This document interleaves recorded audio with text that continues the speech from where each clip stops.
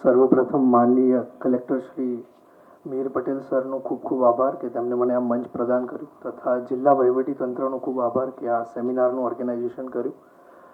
કારણ કે આ સોશિયલ મીડિયાના જમાનામાં ઇન્ફોર્મેશન ઓવરલોડનો જમાનો છે. ઇન્ફોર્મેશન બહુ વધારે છે, તો સાચી ઇન્ફોર્મેશન મળવી ને એ પણ અત્યારે એક પ્રિવિલેજ છે. તો આવા એક કોન્સન્ટ્રેટેડ જગ્યાએ કે જ્યાં તમને સાચું ગાઈડન્સ મળી શકે, તો સર્વપ્રથમ તો તેમનો ખૂબ ખૂબ આભાર કે આવો સેમિનારનું ઓર્ગેનાઇઝેશન કર્યું. 1.5 મહિનો થઈ ગયો છે. 22 એપ્રિલે રિઝલ્ટ આવ્યું હતું. તો વિહંગાવલોકન કરીએ પોતાની જર્નીનો, તો ત્યારે ખબર પડે છે કે એક વિદ્યાર્થી કે એક યુપીએસસી એસ્પિરન્ટના જીવનમાં 3 અવસ્થાઓ જરૂર આવતી હોય છે. તો મારા જીવનમાં બી એ 3 અવસ્થા હતી. 3 અવસ્થા છે: સંકલ્પ, બીજું છે સંઘર્ષ, અને ત્રીજું છે શ્રદ્ધા, ધીરજ. પ્રથમ અવસ્થા છે સંકલ્પ. ઘણા કહે છે કે બધા પ્રકારના ચેલેન્જીસ આવે છે, ફાઇનાન્શિયલ, મેન્ટલ, પણ સૌથી મોટો ચેલેન્જ તો એ છે કે નક્કી કરવું. જે હિસાબના પરિવારથી હું આવું છું, ઘણા બધા તમારામાંથી બી હશે કે જે લોઅર મિડલ ક્લાસમાંથી આવતા હોય, કે જેમને પહેલાં તો નક્કી કરવું કે યુપીએસસી જેવી એક્ઝામ કરવી, એ જ સૌથી મોટો ચેલેન્જ હોય છે. હું મારી વાત કરું તો હું મારા ફેમિલીનો ફર્સ્ટ જનરેશન ગ્રેજ્યુએટ છું. તો ફર્સ્ટ જનરેશન ગ્રેજ્યુએટ હોય તો માતા પિતાની એવી જ આશા હોય કે કોઈ સારો ડૉક્ટર બને કાં તો એન્જિનિયર બને. તો માતા પિતાની એ જ ઈચ્છા હોય કે સામાન્ય પરિવારમાંથી આવો છો તો કે એન્જિનિયર કે ડૉક્ટર બની જાઓ તો સેટલ થઈ જાઓ. એકચ્યુઅલી 22 તારીખે રિઝલ્ટ આવ્યું, એના પહેલાં સુધી 21 તારીખ સુધી મારી મમ્મી હજી મને એ જ કહેતી હતી કે બેટા એન્જિનિયરિંગ કરી લીધું હોત ને તો બહુ સારું હોત. પણ 22 તારીખે મમ્મીએ કહેવાનું છોડી દીધું. હવે મારી મમ્મી કહે છે કે ભાઈ વાંધો નથી, હવે 22 તારીખ પછી વાંધો નહીં, હવે એન્જિનિયરિંગ નથી કરી તો બી ચાલશે. તો પહેલી અવસ્થા એ જ આવે છે કે સંકલ્પની, નક્કી કરવું. કારણ કે સંકલ્પથી જ સિદ્ધિ છે. તો ડિસાઈડ કરવું એ જ સૌથી મોટો ચેલેન્જ હોય છે પહેલાં. અને આ છે કેમ મેં ડિસાઈડ કર્યું યુપીએસસી કરવું, તો 10મા ધોરણમાં વિચાર વિસ્તાર બહુ લખતો હું. તો વિચાર વિસ્તારમાં રવિન્દ્રનાથ ટાગોરની એક પંક્તિ બહુ યુઝ કરતા કે વર્લ્ડ ઇઝ ગ્રેટ, કે વિશ્વ તો ઘણું વિશાળ છે પણ મારું જે મન છે એ સંકુચિત એક નાનકડા રૂમમાં કે નાનકડા એરિયામાં રહે છે. અને બીજી એક વિચાર વિસ્તાર હું એ સાંભળતો હતો કે નિશાન ચૂક માફ, પણ નહીં માફ નીચું નિશાન. તો આ સબકોન્શિયસલી હંમેશા રહેતું હતું કે જ્યારે બી ડિસાઈડ કરવું છે તો સૌથી ઉપરનું જ ડિસાઈડ કરવું છે. Make the sky your goal, આકાશને પોતાનો ગોલ રાખો. તો પહેલી અવસ્થામાં જ્યારે તમે આકાશને ગોલ રાખો ને, તો બીજી અવસ્થા આપોઆપ સ્ટાર્ટ થઈ જાય, એ છે સંઘર્ષની. જ્યારે હિમાલય જેવડો તમે ગોલ રાખો ને તો તમને મુશ્કેલી બી હિમાલય જેવી જ આવે. તો મારી વ્યવસ્થા તરત સ્ટાર્ટ થઈ ગઈ. 10મા પછી 94% આવ્યા તો વાત સાચી છે, આર્ટ્સ લીધું. તો પહેલી અવસ્થા સેમ જેમ બ્રિજેશભાઈએ કીધું એમ મારે પણ ભાષાનો પ્રોબ્લેમ. ગુજરાતી મીડિયમ સુધી ભણે તો પછી આર્ટ્સની કોઈ ગુજરાતી મીડિયમની સ્કૂલ નહીં આજુબાજુ, તો મીડિયમ ચેન્જ કર્યું. તો અગેન ભાષાનો પહેલો સંઘર્ષ ચાલુ થયો, કઈ રીતે વાંચીશું, કઈ રીતે. કારણ કે જનરલી કેવું હોય છે કે ભાષાને આપણે ઇંગ્લિશ ભાષાને ગોખતા હોઈએ છીએ 10મા સુધી, અને સડનલી શિફ્ટ થયું. તો એમાં બી રસ્તો નીકાળ્યો કે ભાઈ આપણી 3 સેન્સીસ હોય છે, આપણે બોલી શકીએ, વાંચી શકીએ અને સાંભળી શકીએ. તો આ 3 સેન્સીસનો તમે યુઝ કરો રેગ્યુલરલી, કે સારું વાંચો, સારું સાંભળો અને સારું બોલો, તો ઇંગ્લિશ આવડી જાય. અને બીજું એ છે કે ઇંગ્લિશ એક ખાલી લેંગ્વેજ છે, એને તમારી ઇનસિક્યોરિટી ના બનાવો. તમારે ખાલી એક્સપ્રેશન શીખવાનું છે. તમારી અંદર વિચારો છે, વિચારોને ડેવલપ કરવાનો છે. તો સંઘર્ષ જેમ કીધું કે દરેક ચરણોમાં પ્રિલિમ્સ, મેન્સ, ઇન્ટરવ્યૂ બધા જ ચરણોમાં સંઘર્ષ રહેતો હોય છે. જ્યારે 10મા પછી આવું નક્કી કર્યું હોય તો સમાજની બી એક્સપેક્ટેશન બહુ હોય, માતા પિતાની બી એક્સપેક્ટેશન. અને ફર્સ્ટ અટેમ્પમાં જ તમે પ્રિલિમ્સ પાસ ના કરો તો મેન્ટલી તમે એકદમ હારી જાઓ છો.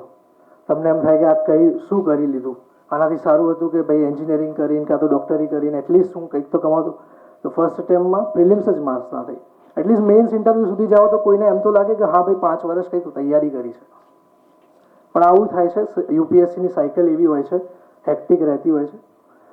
તો એ સમયે એટલું યાદ રાખવાનું હોય છે કે મનોબળ છે ને એ આ જીતવાની ચાવી છે સફળતાની. એ સમયે જો હું છકી ગયો હોત તો પછી આગળ જ ના આવતું, સેકન્ડ એટેમ્પ્ટ જ ના આવતું. તો ત્રીજી અવસ્થા એ જ્યારે તમે નિષ્ફળ થાઓ ત્યારે સ્ટાર્ટ થાય છે, એ છે ધીરજની. યુપીએસસીમાં રિઝલ્ટ આવશે ને ત્યારે તમને એવું ફીલ થશે, અહીંયા બેઠેલા બધા જ જે સફળ ઉમેદવાર છે એ બી મારી જોડે સૂર પુરાવશે કે જ્યારે રાઈટ વસ્તુ રાઈટ ટાઈમે થાય ને ત્યારે જ તમારું રિઝલ્ટ આવતું હોય છે. તો ધીરજ રાખવી બહુ જરૂરી છે. કોઈનો 5 એટેમ્પ્ટે, કોઈના 2 એટેમ્પ્ટે, કોઈના 9 એટેમ્પ્ટે બી થાય છે. તો એ સમયે ધીરજ બહુ જરૂરી હોય છે. અને જ્યારે બી ડિપ્રેશન કે કંઈ ફીલ થાય તો હંમેશા એટલું યાદ રાખવું જોઈએ કે મને બી જેમ કે ફર્સ્ટ એટેમ્પ પછી એવું લાગતું હતું કે ડિપ્રેસ થઈ ગયું, હવે કંઈ થશે નહીં. તો હંમેશા એટલું યાદ રાખવું કે તમારાથી ઘણી ખરાબ કન્ડિશનમાં તમારાથી બહુ સારું કરવાવાળા લોકો છે અને એ લોકો કમ્પ્લેન બી નથી કરતા. જે તબક્કામાંથી હું આવું છું ત્યાં કમ્પ્લેન કરવી બી પ્રિવિલેજ કહેવાય છે. તો કમ્પ્લેન કરવા કરતાં એનો રસ્તો નીકાળો તો આગળ બી વધાશે. અને યુપીએસસીની તૈયારીમાં જે મેં ઓબ્ઝર્વેશન કરી છે કે તેનાથી સફળતા નિશ્ચિત કરી શકાય છે, તો પહેલું છે કે જો તમારો પાયો મજબૂત હશે ને તો તમે ઓલરેડી કોમ્પિટિશનથી બહુ આગળ છો.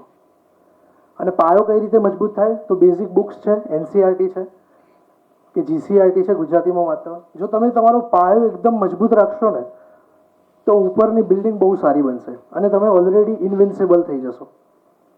બીજી વસ્તુ એ છે કે જે સિલેબસ છે ને એને તમારી ગીતા માનો. જેમ આ બ્રિજેશભાઈએ કીધું કે એવરીથિંગ અંડર ધ સન, એવું નથી કે બધું જ વાંચવાનું છે. તો જે સિલેબસ છે એને તમારી જન્મકુંડલીની જેમ માનો, એના હિસાબે વાંચો. ત્રીજું છે કે ટેકનોલોજીનો જમાનો છે તો ટેકનોલોજીનો ભરપૂર યુઝ કરો. જેમ હર્ષિતાબેન જોડે વાત કરતા હતા તો ખબર પડી કે એમને બી ચેટ જીપીટીનો ભરપૂર યુઝ કર્યો છે મેન્સમાં બી ને ઇન્ટરવ્યૂમાં. તો ફ્લેક્સિબલ રહો, ટેકનોલોજીનો યુઝ કરો તો સ્માર્ટ વર્ક થશે. અને હંમેશા યાદ રાખો કે smart work will always win over hard work. કેમ કે કોમ્પિટિશન એટલી ટફ બની રહી છે તો સ્માર્ટ વર્ક કરવું જ પડશે. આ સિવાય પાસ્ટ યરના ટોપર્સની સ્ટ્રેટેજી જોઈ શકાય, એમની નોટ્સ જોઈ શકાય. આ કરવાથી તમે ઓલરેડી કોમ્પિટિશનથી આગળ વધી શકો છો. આ સિવાય જે 6-7 વર્ષ તૈયારી કરી તો અમુક વસ્તુ જે મેં ઓબ્ઝર્વ કરી કે અમુક વસ્તુ હું શીખ્યો જે મારું જીવન સૂત્ર બની ગયા. તો પહેલું છે કે સખત મહેનતનો કોઈ વિકલ્પ નથી. પરિશ્રમ એ જ પારસમણી છે, જે સાચી વસ્તુ છે. જ્યારે ગીતામાં શ્રી કૃષ્ણ કહે છે કે કર્મણ્ય વાધિકારસ્તે મા ફલેષુ કદાચન, કે કર્મ કરો ફળની આશા ના રાખો. કદાચ અમે જેટલા બી પાસ થયા હશે ને 21 તારીખે એક કેન્ડિડેટે એવું નહીં વિચાર્યું હોય કે અમારું સિલેક્શન થશે, કારણ કે અમે ફળનું વિચારી જ નતા શકતા. અમારું ફોકસ હંમેશા કર્મ ઉપર જ રહ્યું હશે, કદાચ એના કારણે આગળ આવ્યું હશે. અને બીજું છે કે ભગવાન બુદ્ધે એક લાઈન કીધેલી હતી કે અપદીપો ભવ, બી યોર ઓન લાઇટ. અને સરે પણ માનનીય કલેક્ટરશ્રીએ પણ કીધું કે એક્સટર્નલ મોટિવેશન સસ્ટેન ના રહે. અંદરથી આગ હોય, અંદરથી મોટિવેશન હોય ને તો આ લાંબી રેસમાં દોડવાનું છે. તો પોતાની જાતની પ્રિપેરેશનને ઓન કરો. કેમ કે ભાડાના ઘરમાં એને ખિલ્લી મારવી હોય ને તો બી વિચાર કરવો પડે, પૂછવું પડે. તો પોતાનું મકાન હોય તો જે કરવું હોય એ કરી શકાય. તો પોતાની પ્રિપેરેશનને પોતાની બનાવો, તો જેથી બીજાને પૂછવું નહીં. ત્રીજી વસ્તુ છે કે નોઇઝ કેન્સલેશન, કે નોઇઝને કટઆઉટ કરવું ખૂબ જરૂરી છે આ પ્રિપેરેશનમાં. એટલો બધો અવાજ છે, એટલો ઘોંઘાટ છે, શું કરવું શું નહીં. તો નોઇઝને કટ કરવો, પોતાની પ્રાયોરિટીના હિસાબે એને પોતાને ઘાટ આપવો એ ખૂબ જરૂરી છે. ચોથું છે કે ભક્તિ વિના કંઈ પોસિબલ નથી આમાં. જ્યારે હું ભક્તિ કહું છું ને તો એનો મતલબ છે કોઈ પણ એક ગોલની પાછળ તન મન ધનથી, મન કર્મ વચનથી પૂરેપૂરા પુરવાઈ જવું. તો જ્યારે સરહદ ઉપર કોઈ સૈનિક લડતો હોય તો એના દેશ પ્રત્યેની ભક્તિ હોય ત્યારે લડી શકતો હોય. તો આપણે બી યુપીએસસી કરીએ છીએ તો આપણને આપણી પુસ્તકો પ્રત્યે, આપણા ગોલ પ્રત્યે ભક્તિ હોવી જોઈએ, જરૂરી છે. તો પરસિવરન્સ એના માટે. બીજું જેમ બ્રિજેશભાઈએ કીધું સાતત્યતા, કન્સિસ્ટન્સી ખૂબ જરૂરી છે. કારણ કે કન્સિસ્ટન્સી ઇન્ટેન્સિટીથી વધારે સારું રિઝલ્ટ આપે છે. આ અમુક જે જીવન સૂત્રો છે. અને જે છેલ્લું સૂત્ર છે કે પોઝિટિવ માઇન્ડસેટ, હકારાત્મક વિચારસરણી રાખવી જ પડશે. આટલો નોઇઝ છે, આટલી કોમ્પિટિશન છે, જો પોઝિટિવ માઇન્ડસેટ નહીં રાખો તો ઓલરેડી કોમ્પિટિશનની બહાર થઈ જશો. તો હંમેશા પોતાની જાત ઉપર શ્રદ્ધા રાખો, પોતાની પર ફેથ રાખો. બાકી સફળતા તો સામે ચાલીને જ આવશે. અને જેમ મારા સ્વામી વિવેકાનંદ આઈડિયલ છે તો એમને જે લાઈન કહી એ જ હું તમને અંતમાં કહીશ કે કોઈ એક લક્ષ્ય ધારણ કરો, એને પોતાનું જીવન બનાવો અને એ પ્રાપ્ત ના થાય ત્યાં સુધી દિવસ રાત એની પાછળ મહેનત કરો. સફળતા તમારી સામે ચાલીને આવશે. Thank you once again. હું કલેક્ટરશ્રીનો ખૂબ આભાર માનીશ કે તેમણે મને આ અવસર આપ્યો બોલવા માટે. Thank you so much.